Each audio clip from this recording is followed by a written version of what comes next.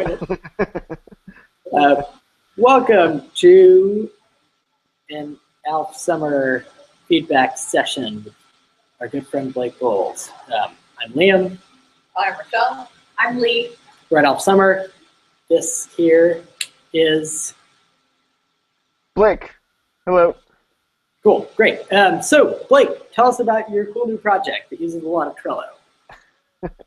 All right, it's very much a work in progress, but actually, interesting story behind it is that I've been doing a lot of running the past few years, and I thought maybe I should get a running coach. So I've just been figuring it out myself. And so I found this guy who looked totally legit, and he had this long introductory questionnaire and really seemed to want to get to know about me and how I run, what my goals are, and that kind of stuff. And then he essentially dropped me into this really depersonalized coaching system where he was just throwing kind of assignments at me that had nothing to do with all that information I gave him on the questionnaire. And I ended up dropping him, and he gave me a refund, and he was like, "Oh, I don't understand what happened." And I'm like, "You need to start with why, buddy. Like, you didn't give me any context. You just started throwing these inane assignments at me, and we didn't talk at all about goals or long-term stuff." So that was actually at the end of May, and I was pretty quickly thinking, man, this guy is getting paid $220 an hour by 30 different clients. Yeah, do that math. Sorry, no, not an hour. A month. A week? Oh God. A month. Yeah, profits going down rapidly. $220 a month to be this really not personalized coach for people who want to get better at running. And I thought, man, I could do something like this and charge a lot less money and do it as a way to work with teenage unschoolers who are, or not even just unschoolers. That's such a limited crowd of people who self-identify as that. Teenagers who have unschooling type goals for themselves. And so I was looking around for better systems than this dude's totally crappy athletic coaching system.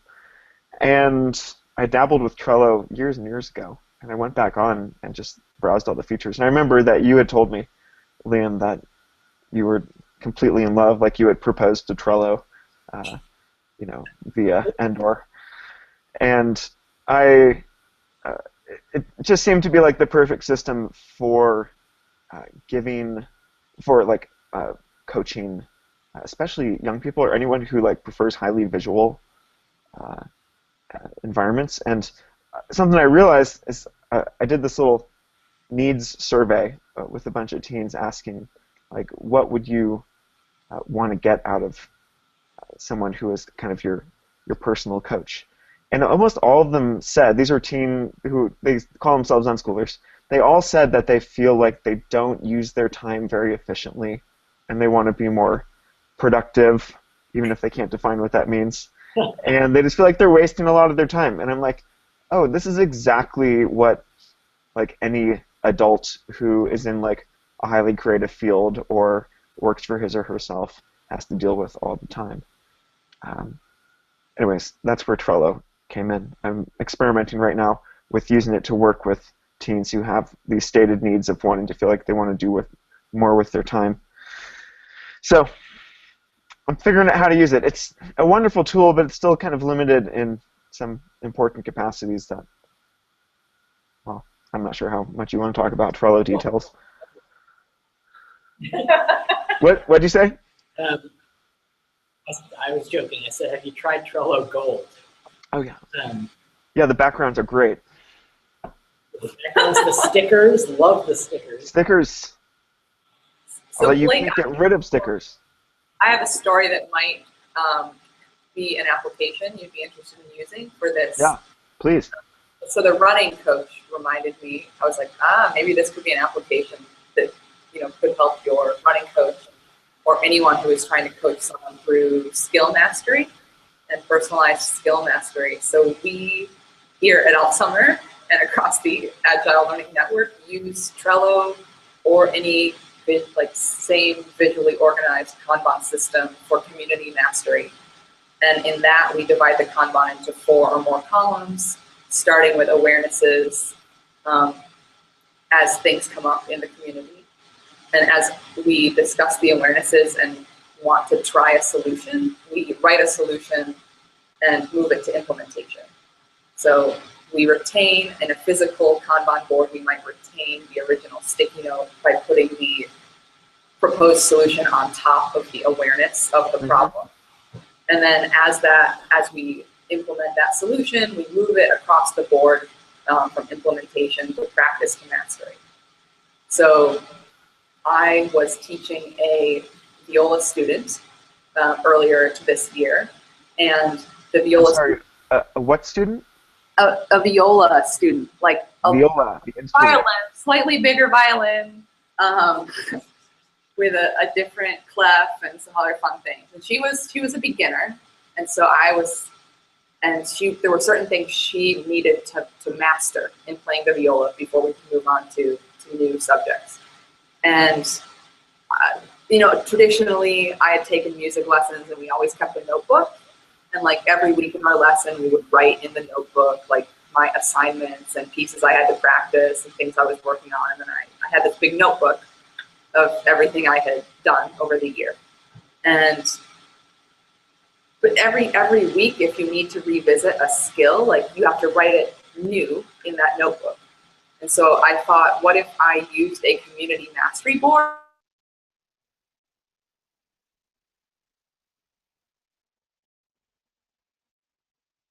Columns of the Kanban or Trello, because we actually did use Trello, things like things that she wanted to learn, because I was working with like, well, what do you want to be able to play? Do you want to be able to play music by ear? Do you want to be able to read notes? And then would create what she was working on and what skills she was trying to master, or pieces of music she was trying to master on that board. And as we worked every week, we would then move them across the board from practice to mastery. And so that was a way where your running coach probably could have done something similar in saying, in discussing your assignments and personalizing them, like, hey, Blake, the thing, and it's also goal-oriented, like it sort of answers that question of, Blake, what do you want to be doing and achieving? And here are all the pieces that I think you could use in that puzzle. And, you're still self-directing. And at the very least, getting your own feedback on where am I in each part of this process, in moving from I've started here, my goals are defined, and here's my progress as I move from like a novice or intermediate runner to like a very well skilled runner. Does that make sense? Yeah. It sounds like a important, straightforward application of like the Kanban board, and something that this running coach totally missed out on, because there's no sense of like moving through time in the system. It was just these like isolated kind of they're not connected events. It's just do this thing, why? Because I say so, and then it's over, and there was no feedback. Yeah, cool example. Great. Either Lee or Liam, thoughts? I guess I just want to maybe hear like an example of how you're planning on using, or like what this coaching process would look like. Like, say I'm a teenager and I want to open a bakery out of my parents' house. Is that the kind of problem that you're trying to solve? Or is it more like I'm a teenager who just feels like I'm not using my time as well as I could? Is it more? Yeah. It's more the latter, less the bakery. Okay. Yeah, so it's a little bit more of what I'm calling a crash course than actually a really personalized coaching system. Because if I'm trying to work with like 30 or 40 or 50 people at one time, I'm not going to have the time to help them walk through the bakery thing. But so how can Trello help me maximize how I feel about how I use my time? well, I think, first of all, just putting down visually on that board the ways that you're already using your time is, 75% of the problem solved. And after that point, I just think it's really fun for anyone, but especially teenagers, to drag cards from to do to doing to done. And it's just satisfying to see that done pile get bigger and bigger. Liam, in response to your question, I'm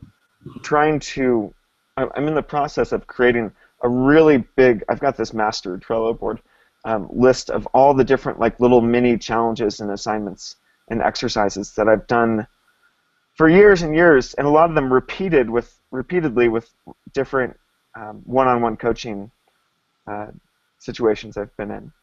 And the idea is I'll have like this, dozens and dozens of little mini challenges to choose from, and then can give those to the students based upon, right now I'm thinking about doing something that's more of a kind of a linear curriculum that builds, each assignment builds on previous ones, and then maybe I can throw in the some more timely ones that are relevant to current events, or Cool. yeah, something that can't be planned in a curriculum. So is part of your idea that the participants in the program will add cards for ways that they feel like they're kind of wasting their time in addition to ways that feel like they're productively spending their time? I can hardly hear you, but are you saying they can add cards in addition to the ones I'm giving them? No, is the idea that they will add cards for ways they're wasting their time, or ways they feel like they are misusing their time, in addition to ways they could be spending it better? No, I think it'll be more straightforward, like a just planning your time and your goals type board. It sounds like the similar way to how you use it in Endor, from what I've heard. So I'm sorry, it sounds like what you're saying is that this is an outreach attempt at training young people to use Trello as a Kanban tool for their lives in general. Am I missing a piece?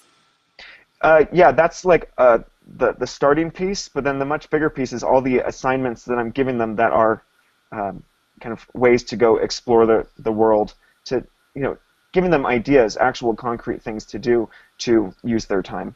Oh, okay. And where are you drawing these ideas from yourself?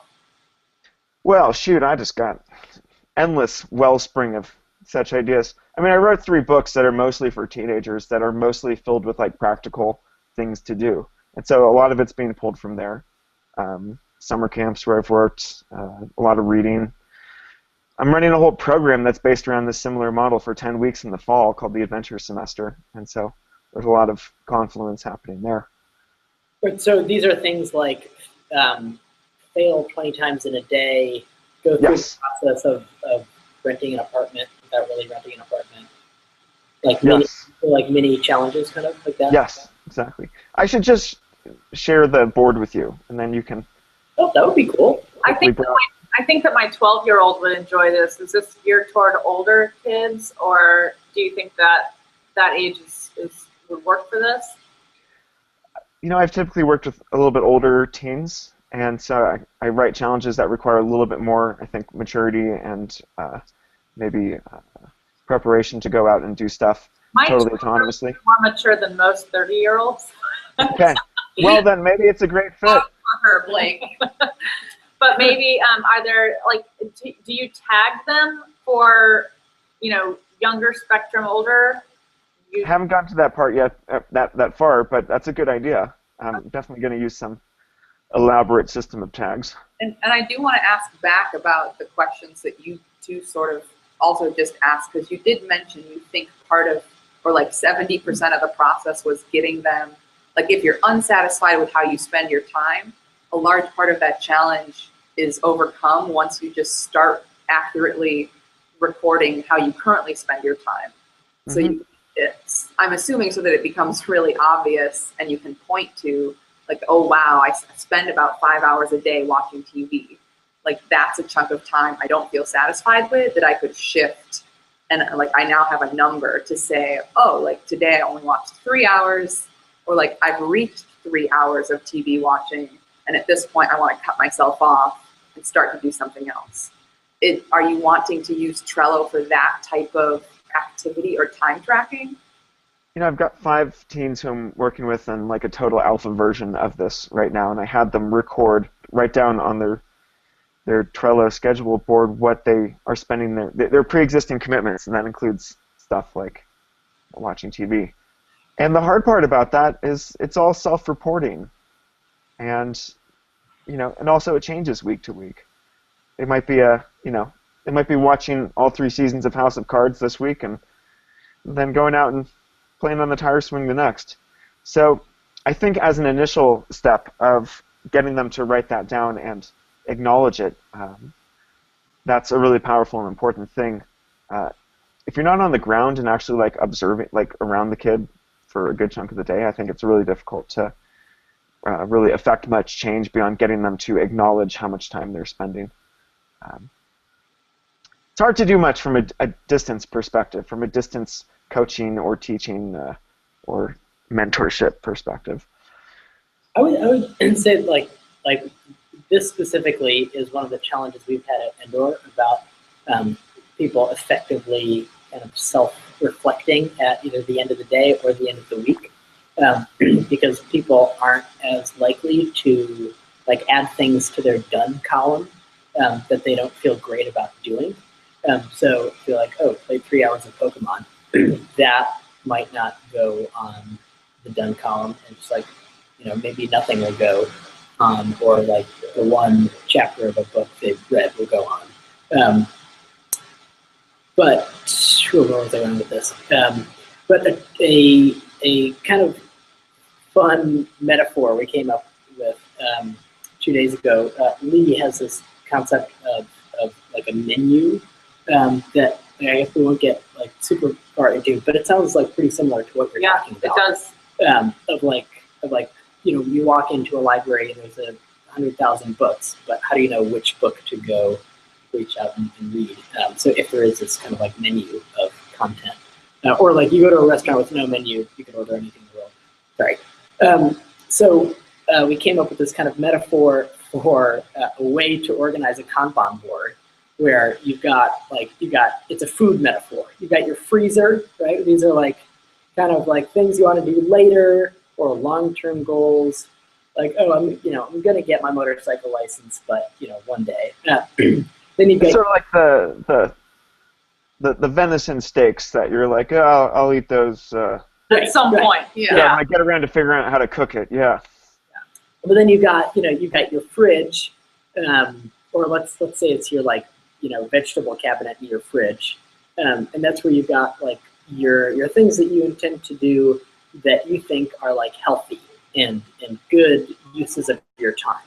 And then you've got like your snack drawer, right? Where like your snack drawer, like for me would be like probably the thing that I snack on most is watching cartoons.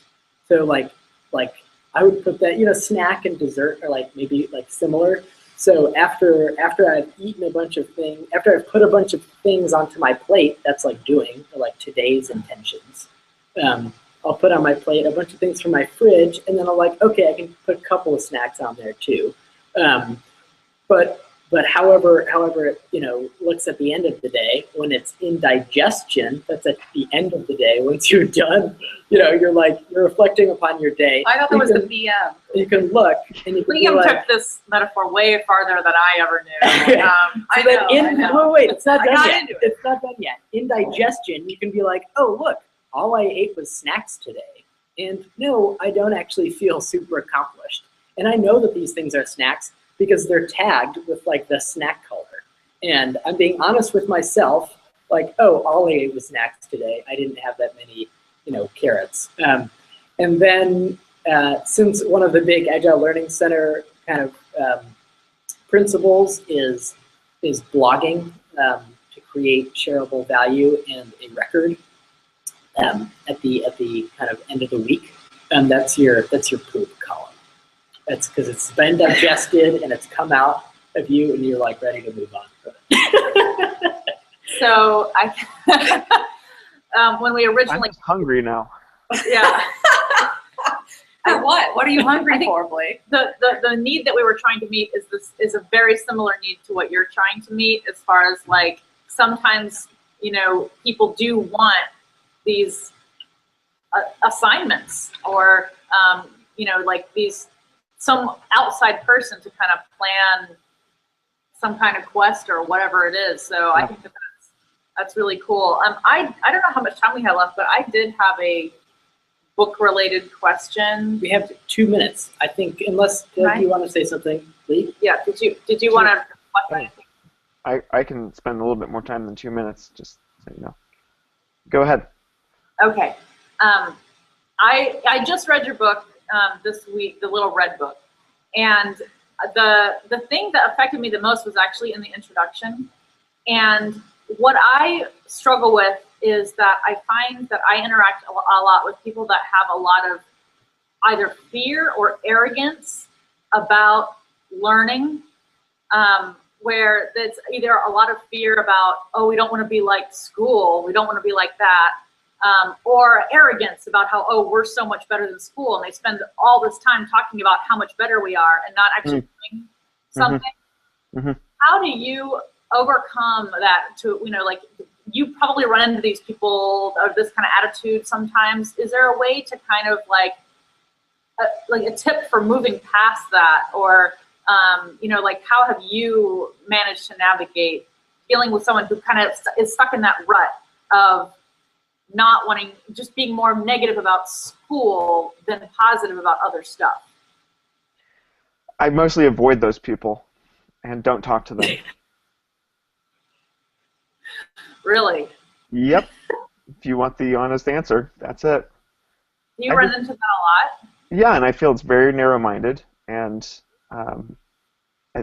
it does a great disservice to people who actually work in the school system or in other formal education systems who are like doing good work, and I know even if they're, you know, very much the minority.